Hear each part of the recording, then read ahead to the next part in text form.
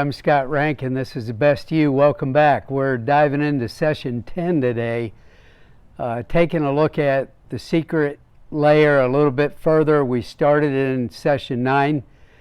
Many people are very familiar with their secret layer. They've been hiding out there for a long time. It's that place that we have developed patterns of behavior that we medicate any distressing emotional things or situations in life we get into that we don't know how to handle.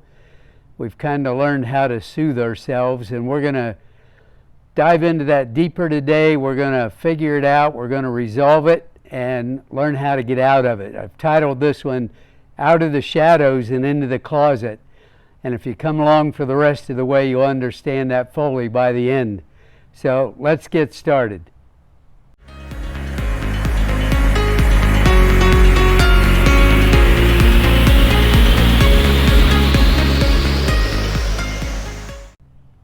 Well, most of us are very familiar with the secret layer. It's been a lifetime friend for many of us.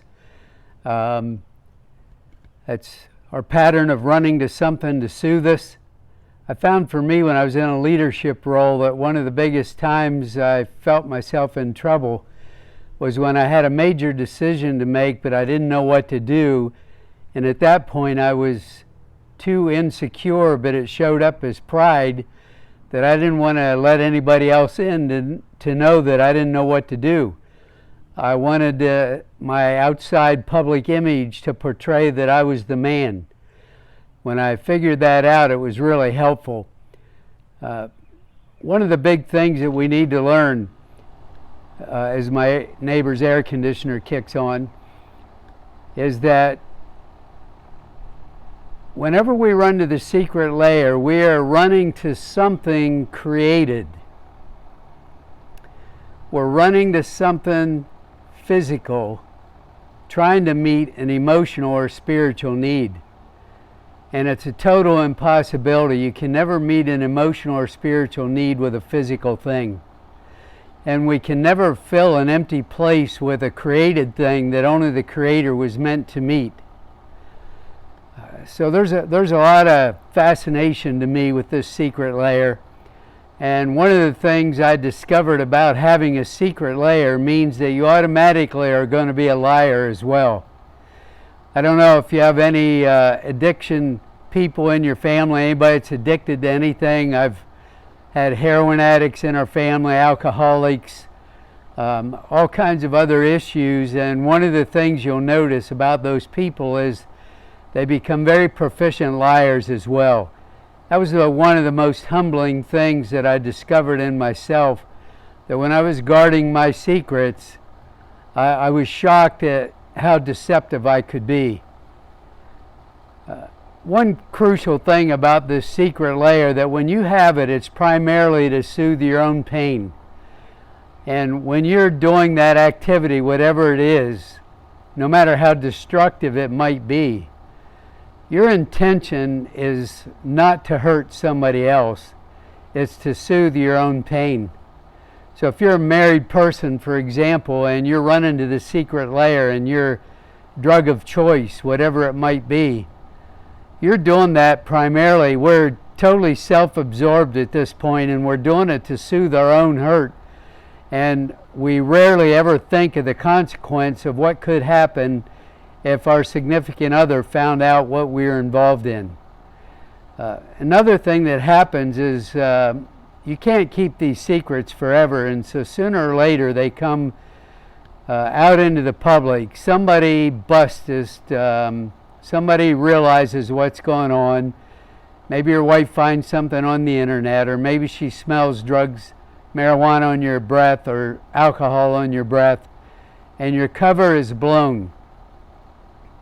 When a significant other finds out that you had a secret compartment that you were keeping from them, oftentimes the lying and the deception will hurt them more than the secret layer.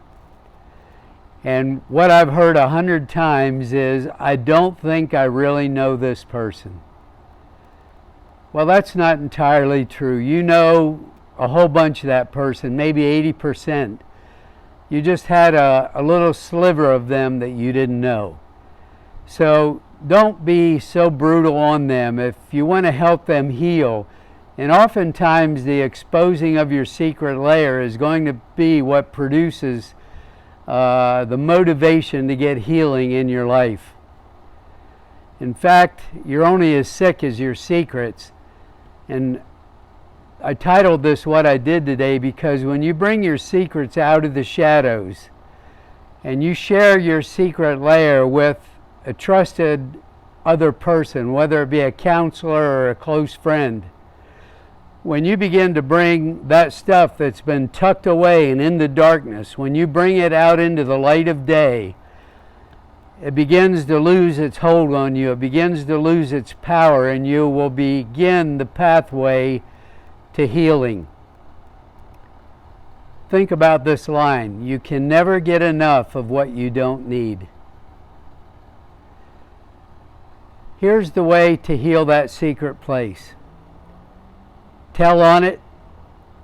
Share it with a trusted confidant. And then begin to recognize the pattern. As I told you last time, when you begin to sense that feeling of being driven to run to that secret compartment, that becomes your clue to the last half of the title of this, to run to the closet. What do I mean by that? Everything that we set up in that secret place becomes an idol to us. It becomes an empty idol. It becomes to something that's created that we're running to that can never ever satisfy the need that we have. And it needs to become a clue to us to run to the closet. In the New Testament, Jesus taught us to run and come to Him in secret. To come to Him. Hebrews says in the Scriptures that whenever we find ourselves in time to need, that we can come boldly to the throne of grace and we will find help for our time of need. This secret compartment is secret because we have developed an unhealthy pattern of running to something created rather than to our Creator. And you can run to the Creator and say, you know what, God, right now I feel like looking at pornography, but I know there's something else going on. Will you help me unravel it? Will you help me figure it out? Will you give me the grace not to sin right now in this situation? And you begin to run to the Father. Every time you feel that drive to run to your secret lair, run to the Father instead and seek Him. And seek His help and seek His strength. And watch Him be faithful to you. And watch Him help you unravel and steal the power away from that secret layer that's had a grip on you for so long. The truth will set you free. And you will be free indeed. So come out of the shadows, share your struggle with somebody else, and begin to go into the closet and share your struggle with your Heavenly Father, with your Creator, and let Him set you free.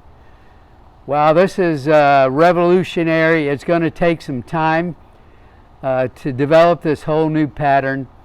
But please, keep following along. Subscribe to my video. Like it. Make a comment. Ask questions if you have them. And come back the next time as we begin to delve into the red zone.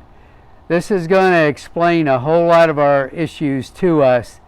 And I hope you'll join me on this journey.